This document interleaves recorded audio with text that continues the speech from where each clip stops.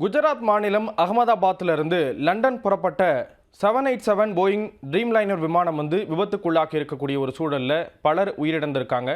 இது பேரதிர்ச்சி ஏற்படுத்தி இருக்கக்கூடிய ஒரு சூழலில் போயிங் 787 ட்ரீம்லைனர் விமானம் அப்படின்னா என்ன, அதில் என்னென்ன சிறப்புகள்லாம் இருக்குது அப்படிங்கிறத பார்க்கலாம்.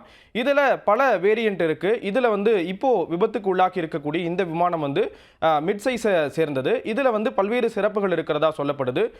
குறிப்பாக விமானத்தில் கிட்டத்தட்ட 242 பயணிகள் பயணிச்சிருக்காங்க அப்படிங்கிற ஒரு தகவல் வெளியாகி இருக்கக்கூடிய ஒரு சூழலில் இந்த விமானத்தில் 50% பாகங்கள் கார்பன் ஃபைபர் ரீஇன்ஃபோர்ஸ்டு பாலிமர் அப்படிங்கிற பொருட்களால் தயாரிக்கப்பட்டிருக்கு.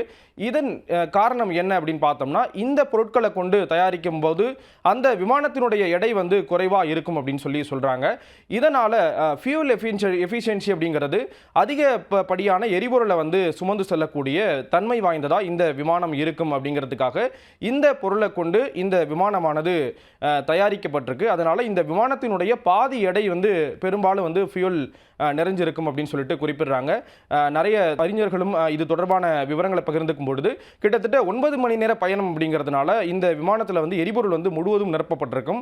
அதன் காரணமாகவும் இந்த விமான விபத்தில் தாக்கம் அப்படிங்கிறது அதிகமாக இருக்கும் அப்படிங்கிற ஒரு கருத்துக்களை பகிர்ந்திருந்ததை நம்மளால் பார்க்க முடிந்தது. இந்த நிலையில தான் இந்த விமானம் ட்வின் இன்ஜின் கொண்டதாக சொல்லப்படுது. இது மட்டும் இல்லாமல் இந்த விமானத்தினுடைய சிறப்பு அப்படிங்கிறதே அதிகப்படியான எரிபொருளை நிரப்பி வைக்கக்கூடிய தன்மை கொண்டதாக இருக்கிறது தான் இந்த விமானத்தினுடைய சிறப்பாக பார்க்கப்படுது. இது மட்டும் இல்லாமல் இந்த விமானத்தில் கிட்டத்தட்ட 242 பயணிகள் பயணிச்சிருக்காங்க.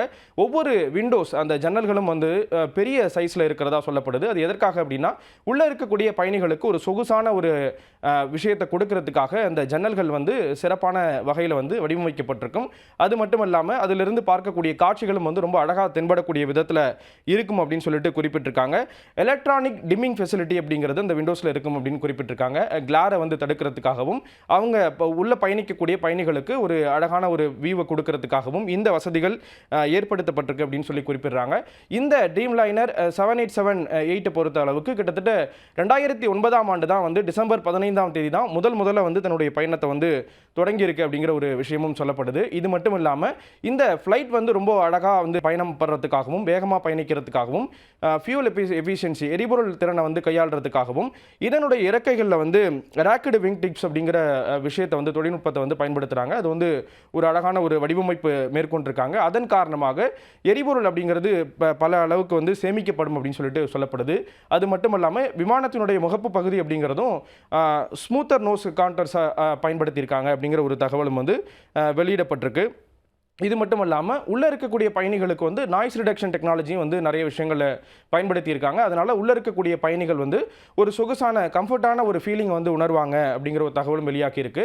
இந்த போயிங் 787 ட்ரீம்லைனர் விமானத்தை பல விமான நிறுவனங்கள் பயன்படுத்துகிறாங்க. குறிப்பாக அமெரிக்கன் ஏர்லைன்ஸில் இது பயன்படுத்தப்படுது. பிரிட்டிஷ் ஏர்லைன்ஸ்லையும் பயன்படுத்துகிறாங்க. Japan airlines, Qatar airlines, Ethiopian ஏர்லைன்ஸ்லையும் பயன்படுத்துகிறாங்க. அந்த வகையில் தான் ஏர் இந்தியா விமானமும் பயன்படுத்தி இருக்கக்கூடிய ஒரு சூழலில் இந்த துரதிருஷ்டவசமான விபத்தானது நடந்திருக்கிறது பார்க்க முடியுது. இந்த விமானத்தினுடைய அடுத்த கட்ட பரிணாம வளர்ச்சியாக 787-9 அப்படிங்கிறதும் 787-10 அப்படிங்கிற விமானமும் இருக்குது. இதை பொறுத்த அளவில் அதில் சீட்டிங் கெப்பாசிட்டி அப்படிங்கிறது இதை காட்டிலும் இன்னும் அதிகமானதாக இருக்கும் அப்படின்னு சொல்லி குறிப்பிடுறாங்க. குறிப்பாக 787-9 பொறுத்த அளவுக்கு 296 பயணிகள் பயணிக்கக்கூடிய விதத்தில் அந்த விமானம் வடிவமைக்கப்பட்டிருக்கு.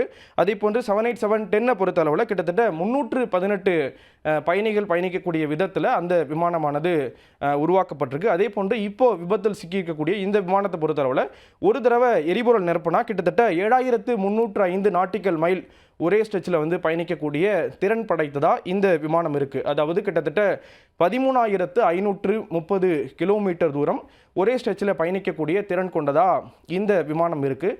இந்த சூழலில் தான் அகமதாபாத்திலிருந்து புறப்பட்ட 10 நிமிடத்தில் கிட்டத்தட்ட புறப்பட்ட 5 நிமிடத்தில் அது விமானம் விபத்தில் சிக்கியிருக்கு. அதிகபட்ச எரிபொருள் இருந்ததுனால விமான விபத்தினுடைய தாக்கம் அப்படிங்கிறது அதிகமாக இருக்குது அப்படிங்கிற ஒரு கருத்துக்களும் நிலவுது.